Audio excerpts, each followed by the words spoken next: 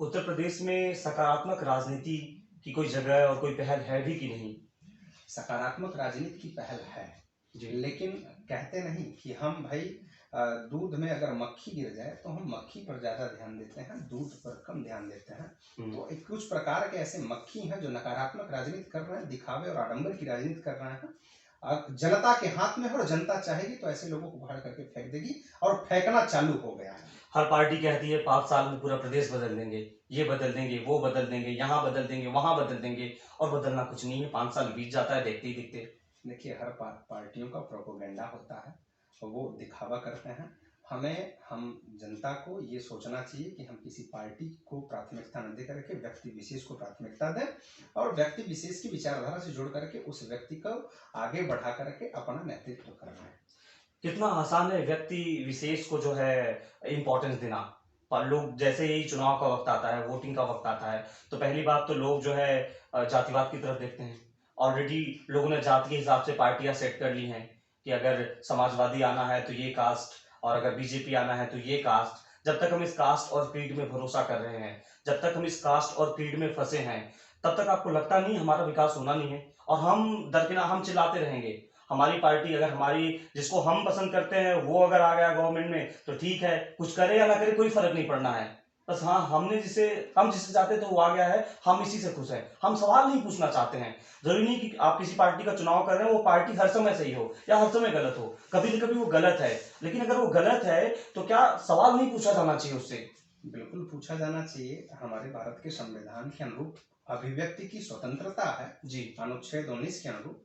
तो स्वाभाविक है कि हर भारतीय नागरिक को यह अधिकार प्राप्त है, वो पूछ सकते हैं। हमारा जो जनप्रतिनिधि निर्वाचित होकर के जाता है वो चाहे कितने भी वोट से जीत करके जाए, लेकिन उस विधानसभा की जितनी जनसंख्या होती है वो उसका नेतृत्व करता होता है। जो वो जनप्रतिनिधि बोलता है वो एक व्यक्ति की आवाज नहीं होती, तो संपूर्ण जनमानस की आवाज होती है जो वो बोलता है।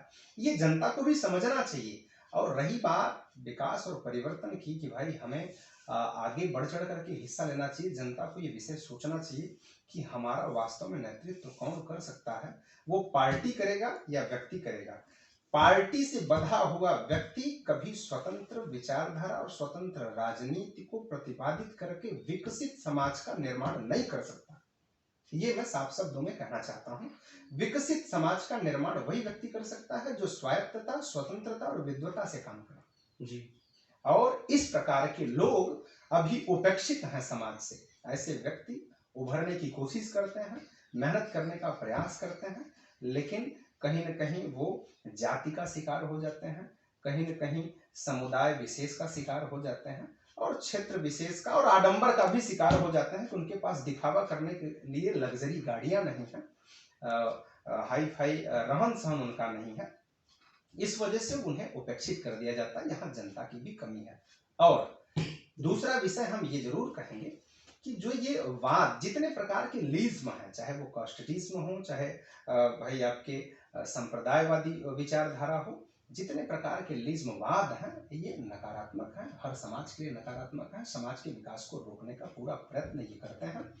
और अब तो आपके भदोही में भी ये आप जानते हैं कि ऐसे जो लिज्म है वो बड़े प्रभावशाली रहे हैं। अब वो धीरे धीरे समापन की ओर है। जो एक छत्र राज को एक विशेष व्यक्ति करने की अभिलाषा रखता था या रख भी जो रहे हैं, ये दोनों प्रकार के व्यक्ति का समापन और खात्मा होना तय हो गया है और हो रहा है। जनता को किसी पार्टी या फिर किसी नेता का फैन होना चाहिए क्या? जब हम फैन बन जाते हैं तो उसकी कमियां नजर नहीं आती हमें। फैन होना अच्छी बात है, लेकिन फैन हमेशा सत्कर्म का होना चाहिए। जी।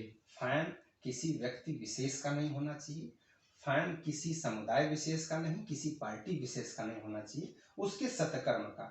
अगर वो सही कार्य कर रहा है तो उसका सपोर्ट, अगर वो नकारात्मक काम कर रहा है तो उसका विरोध करना ये जनता को का अधिकार है। और एक सामाजिक प्राणी, जो अरस्तु ने कहा कि मनुष्य एक सामाजिक प्राणी है, तो सामाजिक प्राणी का ये कर्तव्य होता है कि वो गलत का विरोध करे। अगर आप सोशल हैं, सोशलिस्ट हैं, तो आपका कर्तव्य बनता है कि गलत चीज का विरोध करके इन्हें अवगत कराएं कि आप गलत कर रहे हैं। योगी आदित्यनाथ की सरकार ने हाल ही में 4 साल पूरा कर लिया है। कितना कुछ बदला 4 साल में, और कितना कुछ बदल जाना चाहिए था 4 साल में? देखिए, जो अभिलाषा थी, जो आशा थी जनता में, वो पूरा नहीं हुआ है। क्या कारण हो लेकिन सकते हैं? कुछ हद तक तो मैं कहूँगा कि परिवर्तन के दृष्टिकोण से देखा जाए कि जो शासन प्रशासन की सख्तता रही है, ये लोक सेवकों को अच्छा पावर दिए, जन सेवकों के पावर को समाप्त करने की कोशिश किए, यानी कि शून्य के बराबर जो जनप्रतिनिधियों की पावर होती थी, उस शक्ति को इन्होंने छीन कर दिया है। ये लोक सेवकों को शक्ति दे करके उन्हें मनमानी करने पे मजबूर कर दिया है। ये नकारात्मक चीज है। चूंकि लोकतांत्रिक देश है, तो लोकतांत्रिक देश यानी डायसी द्वारा प्रतिपादित एक रूल ऑफ लॉ, विधि का शासन, जो पॉलिटिक्स में पढ़ाया जाता है। रूल ऑफ लॉ का तात्पर्य होता है लॉ यानी कानून, कानून जनता द्वारा जो निर्मित कानून हो उसका, रूल यानी नियम, जो कानून जनता द्वारा बनाया गया हो उसी का शासन यानी जनता का शासन इसमें बहुत कम दिखा है। इसमें व्यक्ति विशेष का शासन दिखा है।